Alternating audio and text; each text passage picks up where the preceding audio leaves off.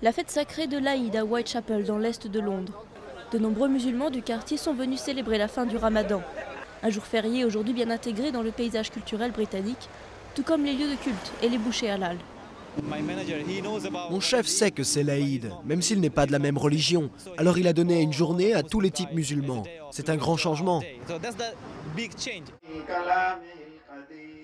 Cette évolution des mœurs n'était pas gagnée d'avance. Les 2 millions de musulmans qui vivent en Grande-Bretagne sortent d'une décennie difficile. Entre les attaques du 11 septembre, les attentats suicides de 2005 dans les transports londoniens et d'autres complots déjoués, beaucoup ont senti le poids du ressentiment public s'abattre sur eux. L'image de leur religion a été ternie. Des communautés ont donc mené un travail de fond contre l'extrémisme.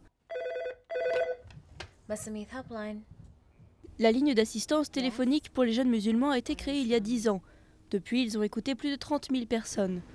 Relations amoureuses, familiales, dépression, schizophrénie, beaucoup de problèmes peuvent mener à la radicalisation.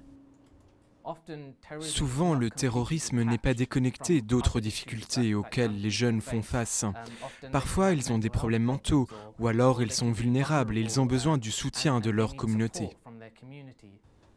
Nassir et ses collègues orientent les jeunes musulmans vers les services sociaux ou médicaux adaptés.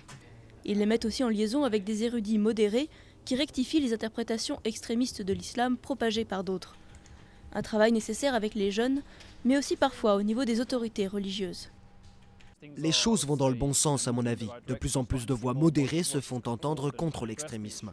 Mais je pense que nous avons encore du chemin à parcourir avant que le malaise ne disparaisse dans les communautés musulmanes et qu'elles reconnaissent au grand jour les problèmes qui existent.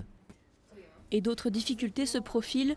Les subventions que le gouvernement alloue aux associations vont être réduites dans le cadre du plan d'austérité. Alors que le monde commémore les 10 ans des attaques du 11 septembre, la lutte contre l'extrémisme se poursuit ici, au quotidien, avec 20% du budget en moins.